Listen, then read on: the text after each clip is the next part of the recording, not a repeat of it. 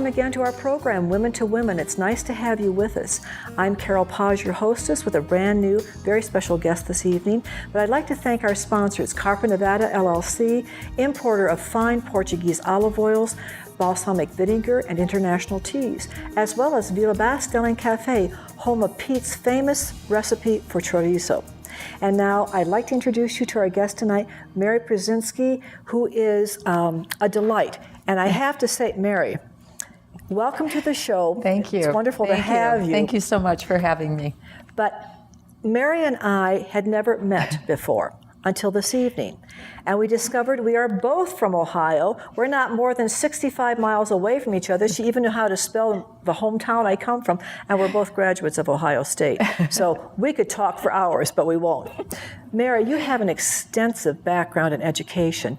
And before we get to where you grew up and what it was like, etc., help us to understand where you began in education with your first assignment, your first role, your first important job, and where you wound up. And then we'll come back to your beginning. All right. Thank you, Carol, and thank you for having me on tonight. My pleasure. I appreciate it.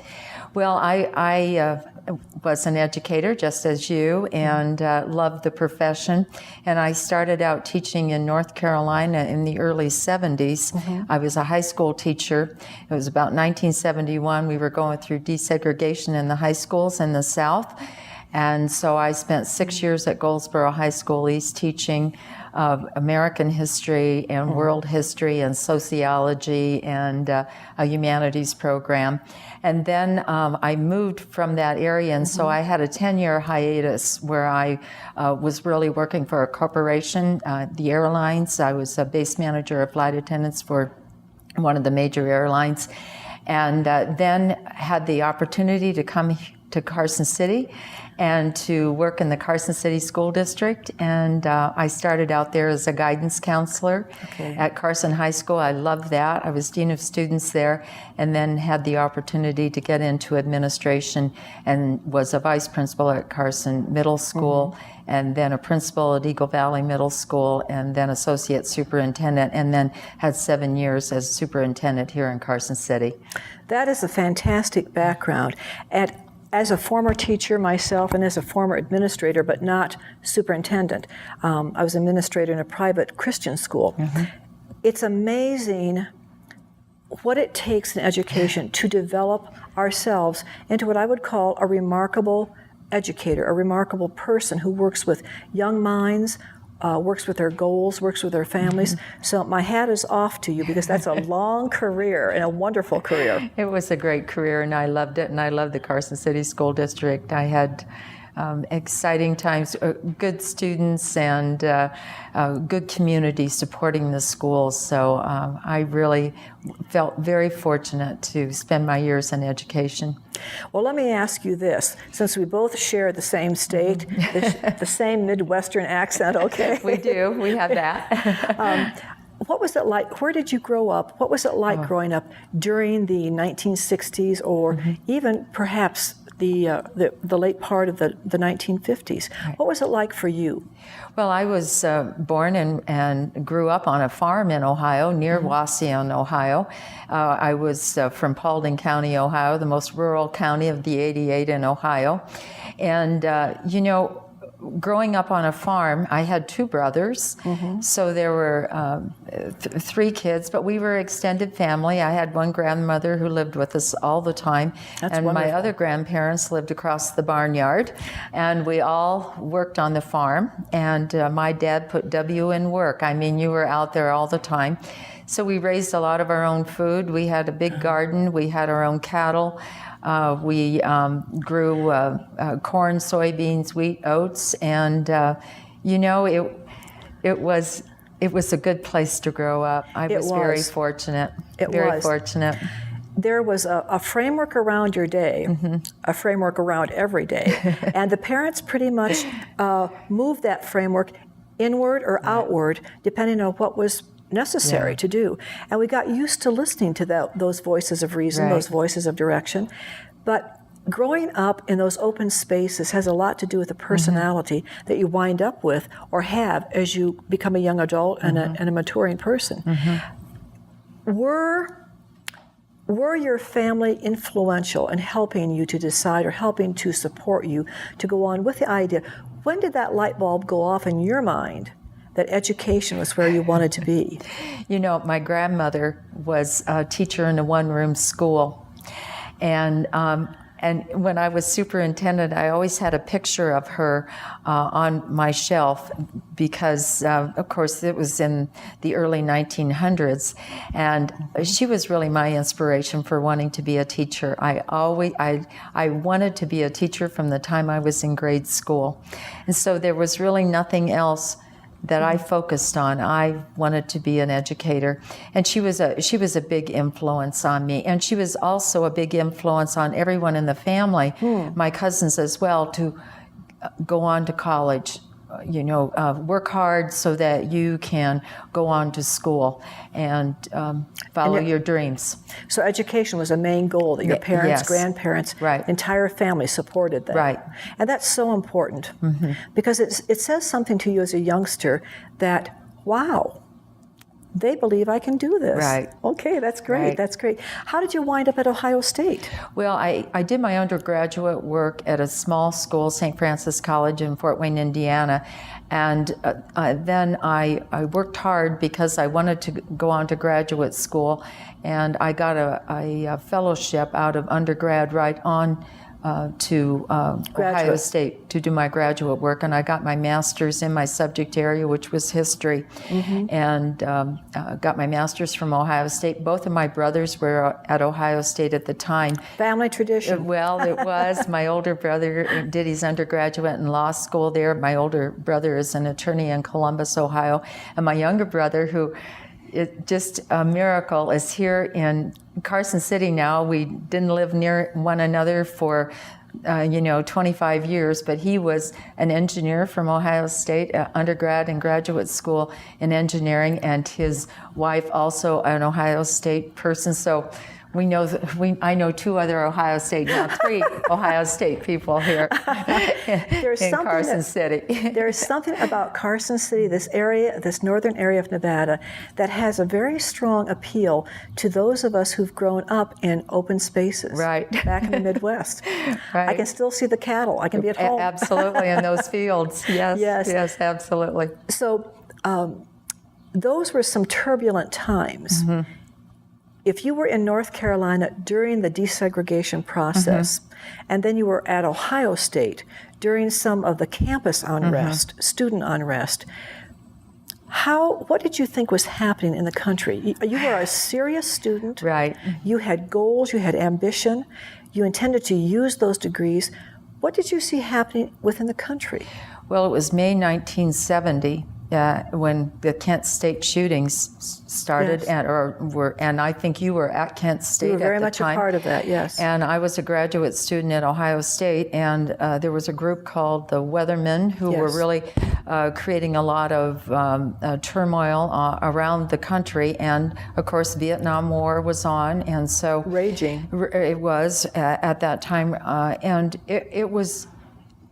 When we were sent home, they actually closed down Ohio State University, and we were all sent home. I remember I was writing my thesis, and I had things locked up in the library there. You had to get out of there, and you had to go home. I think I thought this country's never going to come together again. It was very unsettling, obviously. And the comment that the country would never quite come together the same again, I think holds true today. And sometimes when I look back and remember, I was a child growing up during the Eisenhower presidency, and those 8 years represented, right after a major war, they represented 8 years of peace and, in general, affluence for the country. People returned to the industrialized progression of our country. Families were reunited again. There were new goals. There was new incentive. And suddenly, I guess we had to come to those changes in the South. The Civil Rights Acts. Right. The marches of Martin Luther King. All of those were so significant in the desegregation process. And in the changing of the American psyche, learning to think differently than how we had before. Right. So you were in the midst of much of that, as I was, and it made a lasting impression. Well, certainly the desegregation issues did. I was in North Carolina in 1971, and I taught at a large high school. We had 2,000 students in just 3 grades. We just had sophomores, juniors, and seniors. But just 3 years prior to that, there were 2 high schools in the town, a black high school and a white high school. And so we dealt, and I was one of the first white teachers in there. They brought in faculty, and the first year I was there about the 3rd year of that, but it was trying to bring the 2 groups together. And I can remember we had, when I first started there, you had homecoming, a white homecoming queen and a black homecoming queen. You had 12 cheerleaders, you had 6 black cheerleaders and 6 white cheerleaders. And I can remember thinking to myself, I would spend the first 10 minutes of my class counting my black students, counting my white students, and filling out the paperwork that went with that whole process. So it was an interesting time, especially to be teaching history, which was a hot topic at that time. And in addition to all of that, as if that were not enough for our nation to be dealing with, you had the assassination of John F. Kennedy, the assassination of Robert Kennedy, the assassination of Martin Luther King. You had a violence in the country that we had not experienced like that for a long time.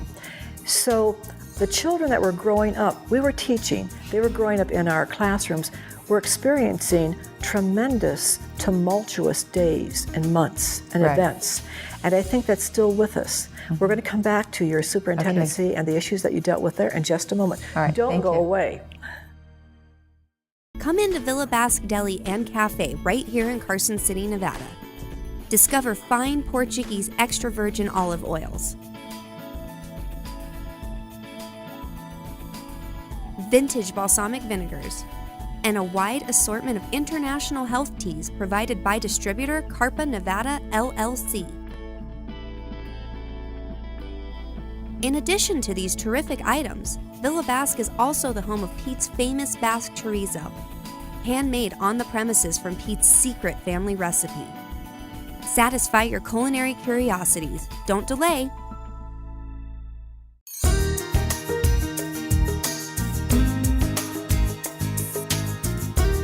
Welcome back to the second half of our program, Women to Women.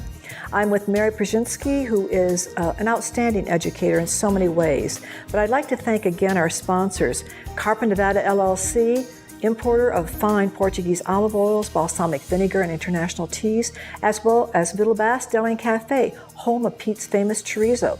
And if you would like to write us for comments, one way or the other, we welcome them. We are at womenofnevada@gmail.com. So we hope to hear from you. We're starting to get those coming in now. We really appreciate that. Welcome again, Mary. Nice to have you back the second half. Thank you, Carol. Thank you. So, Mary, we were discussing that as educators during the 70s and 80s and even well into the 90s, here we are in 2012, and we're still dealing with some of these social issues that just do not go away. And I suppose that that is not only a sign of the times, but it's also certainly as women of faith, it's part of what we have come to expect will happen and is happening. So let me ask you, as a superintendent, you've reached that area of expertise and confidence with the public. So you have to see so many issues as a superintendent. Where do you start? When you came into that office as superintendent of Carson City School District, what were the issues that were laid on your desk? What were the goals that were expected of you? But what goals did you have as a woman? Well, I was very fortunate to be the first woman superintendent they had in Carson. And, I think the goals that any educator has, you bring to the superintendency. First of all, you have to keep in mind that I came in 2001. We had Columbine. Yes. And I think once that happened, we began to see how vulnerable our schools were.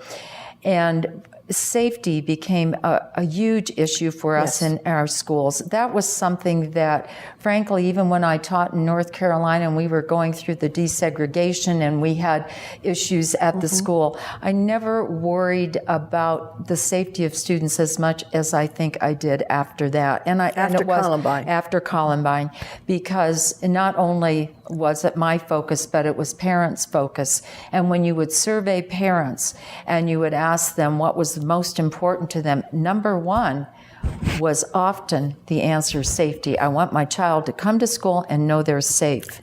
And we, as parents, want to know they're safe. Absolutely. Yes. I want to make sure my child is safe. And then, of course, in 2001, we had the beginning of No Child Left Behind, which placed a whole new emphasis on accountability in the schools, and of course, all the mandates that came with No Child Left Behind and the expectations. So everything was bumped up a notch. There were a lot of things about No Child Left Behind that were good for schools, in that it really made us refocus on that academic achievement of students. Now we're going through the process of some reauthorization in the schools, because the idea now and it evolved. No Child Left Behind's like anything else. It evolved into the realization that more than making every child get across the same line so that your school had made adequate yearly progress, it's perhaps more important to look at the growth of every child who comes into the schools. And if you have a child who starts out way above the rest of the class, that child should have growth. Absolutely. And if you have that average, I'm telling a teacher, I know you know, and if you have that child who is just kind of a middle of the road child, you expect them to grow. And I think with NCLB, No Child Left Behind, the focus was really on the kids who were just about where they ought to be, and if you gave them the extra time and effort, you could get them across the line, which is what you were trying to do to make adequate yearly progress.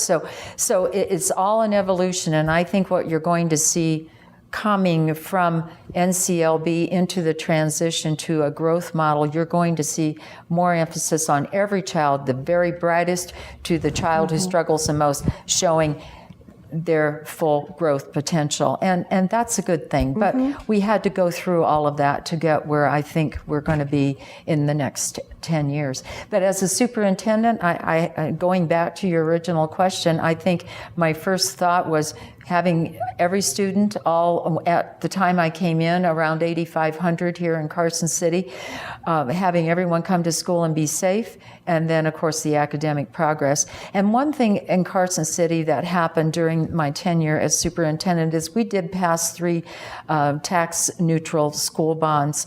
And the big thing that did for us, it enabled us to provide safe campuses. It has helped with fencing on campuses and locks on doors and all the mechanics and the safety features that you can have on a campus. So that was a big emphasis, and I can't thank the Carson City community enough for seeing the need for that and affording us the money to provide the safety features for schools. And I think that as a classroom teacher, I always had a lot of confidence given from myself to my superintendent when I realized that this administrator that I'm now serving under, had classroom experience of his own or her own. I felt like I could mesh with a lot of the problems that enter a classroom. I could relate them to the superintendent if I had to go that route.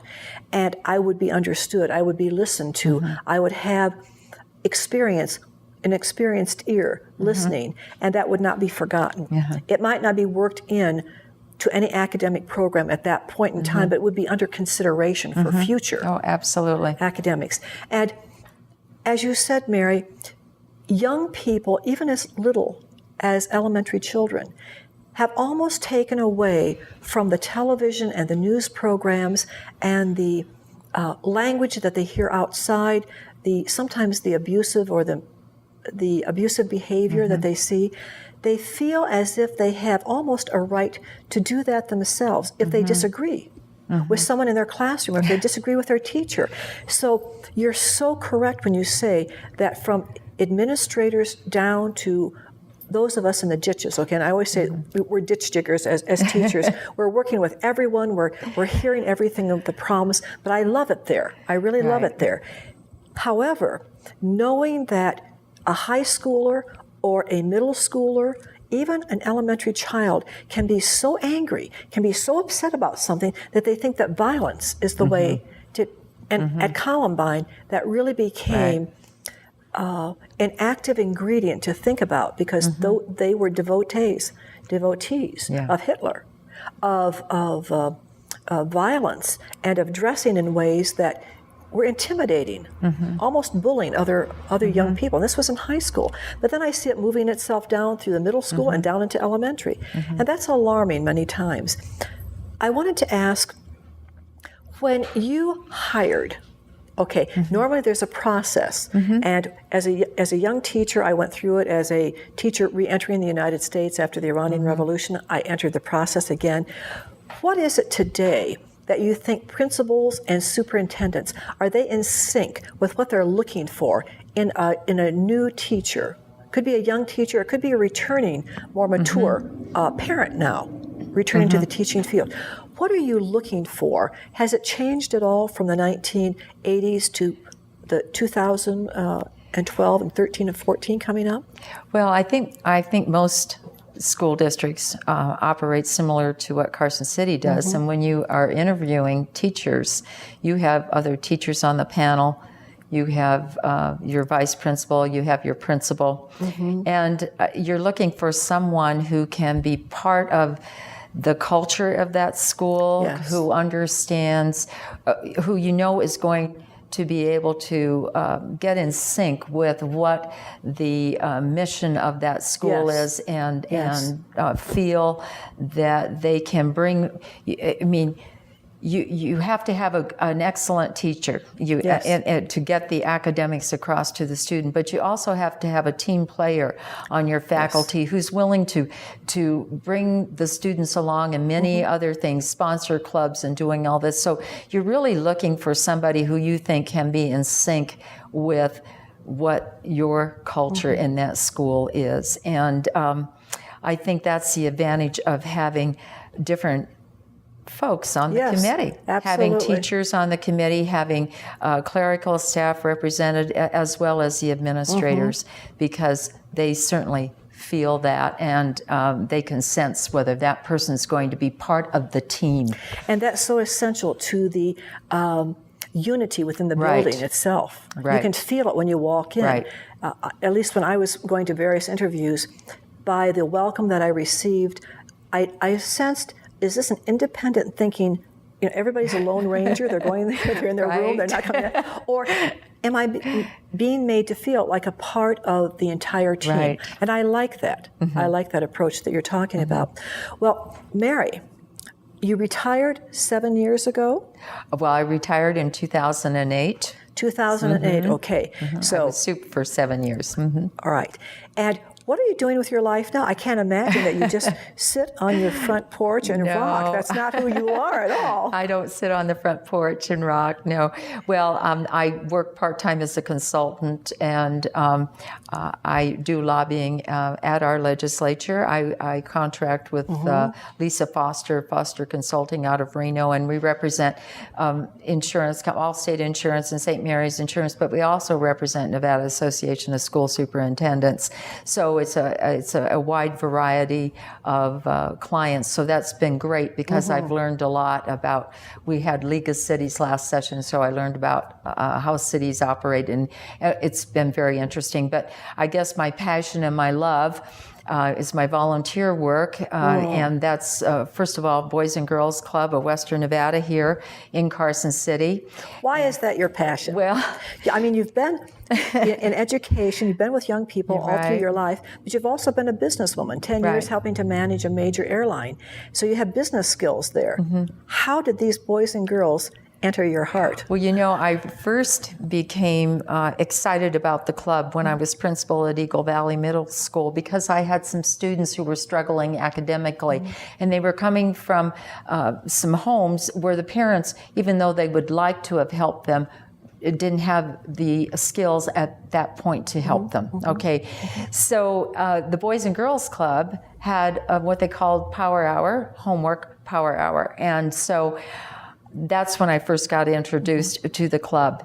And now we had last year 74,000 hours of homework time given to the kids who come to the Boys and Girls Club. We have over 2,200 registered club members. We have another 2,000 kids who've dropped in just to be part of some of the programs at the club. I'm so supportive of it because of the anti-gang message, the anti-alcohol, anti-drug message, the teen center that promotes community service.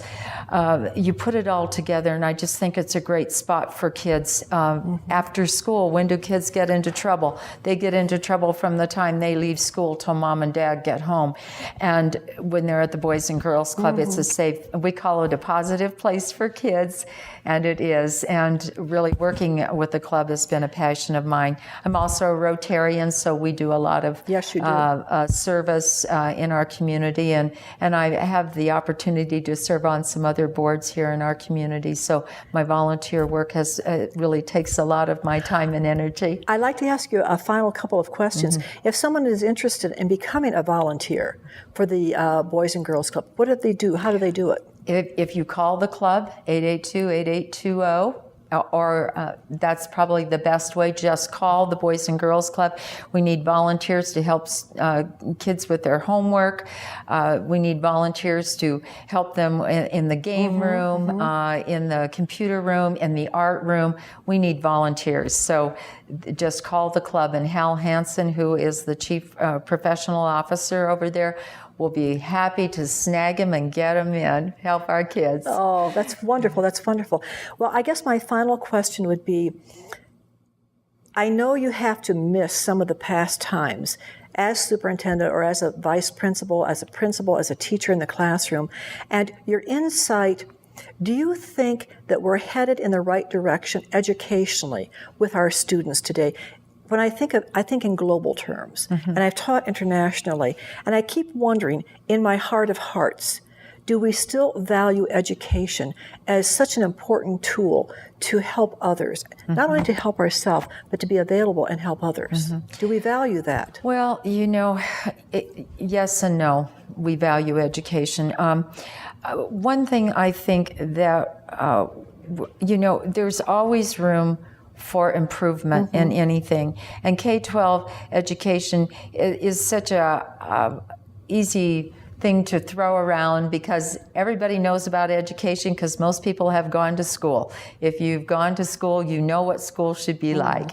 And so, you know, it's easy for people because, thank heavens, we are an educated society when you compare us with a lot of countries we are educated. And so I think that there's that always that interest in America in education. But there's still that challenge, I hear you saying. Yes. Hope and challenge. Right. We can't give up, and we can't just stay in place. We've got to keep moving forward. And we have several things here in Nevada. We're now going to be part of a consortium of 36 other states to look at our math and our science and our technology and those aspects of our educational system. So yes, we've made a lot of strides. Do we have a long ways to go? You bet. You bet. And I thank you very much for being with us. Thank you. Thanks You've given for us a having lot me. to think about and a lot to be very proud of. And I know that we'll see your life and your eyes and your smile right out there in Nevada, Northern Nevada groups. Thank you so much. Have a good evening, everyone. See you next week.